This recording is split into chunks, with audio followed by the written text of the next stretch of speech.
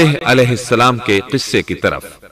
دن گزرتے گئے اور لوگ ایک بار پھر ابلیس لعین کے وسوسے میں آ کر کفر کی طرف پلٹ آئے، کیونکہ ابلیس کسی بھی شخص کو وسوسے میں ڈالے بغیر نہیں چھوڑتا۔ اس طرح ایک بار پھر کفر پھیل گیا، چنانچہ اللہ نے ان کی ہدایت کے لیے صالح علیہ السلام کو مبعوث فرمایا۔ یہ سمود کے پوتوں میں سے ایک عربی نبی تھے۔ ان کا نسب نامہ اس طرح ہے: صالح بن عبید بن سیاف بن ماشح بن عبید بن حاضر بن سمود بن ارم بن سام بن نوح علیہ السلام۔ گویا صالح علیہ السلام کا تعلق قوم سمود سے تھا، اور یہ قوم عاد کی نسل سے تھی۔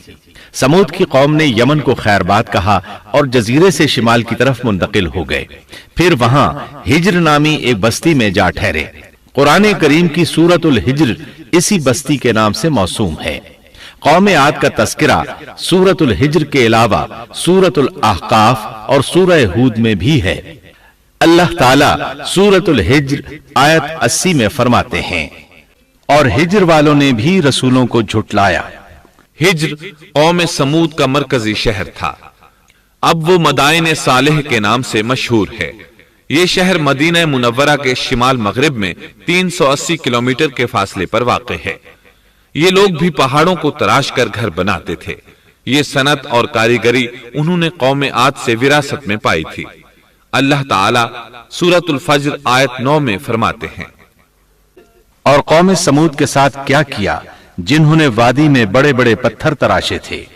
قرآن مجید میں اللہ تعالیٰ ایک مقام پر فرماتے ہیں: اور ہم نے قوم عاد اور سمود کو غارت کیا جن کے بعض مکانات آپ کے سامنے ظاہر ہیں۔ ان کے مکانات ان کی تباہی سے لے کر اب تک موجود ہیں۔ شام کے راستے میں خیبر، تیماء سے تبوک تک قوم سمود کے آثار پائے جاتے ہیں۔ یہ لوگ کس طرح پتھر تراش کر گھر بناتے تھے، اللہ تعالیٰ نے سورۃ الاعراف آیت 74 میں اس کا ذکر کیا ہے۔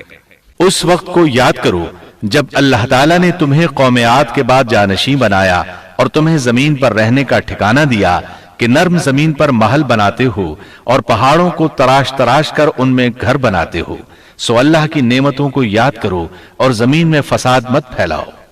یہ آیت ان کی طاقت، جسم کی صلاحیت اور ماہر فن ہونے پر دلیل ہے۔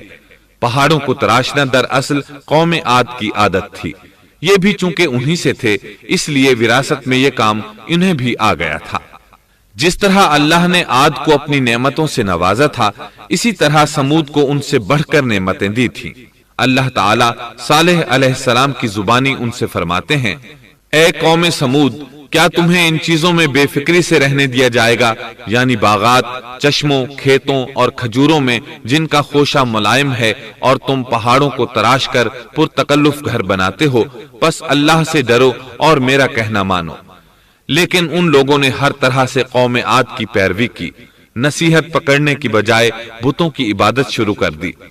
اللہ نے ان کے درمیان صالح علیہ السلام کو مبعوث فرمایا۔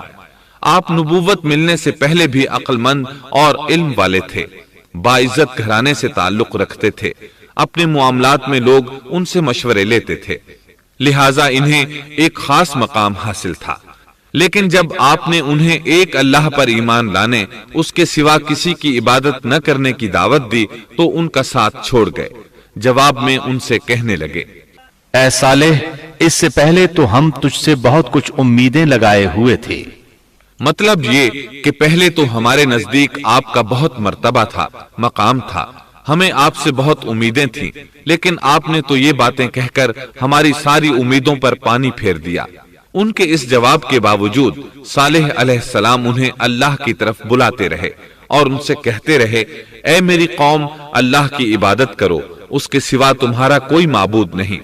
تمام انبیاء کی اپنی اپنی قوم کو یہی دعوت تھی کہ اے لوگو، اللہ کی عبادت کرو، اسی نے تمہیں زمین سے پیدا کیا ہے، اسی نے تمہیں زمین میں آباد کیا ہے، اس سے معافی طلب کرو، یقیناً میرا رب قریب ہے اور دعاؤں کو قبول کرنے والا ہے۔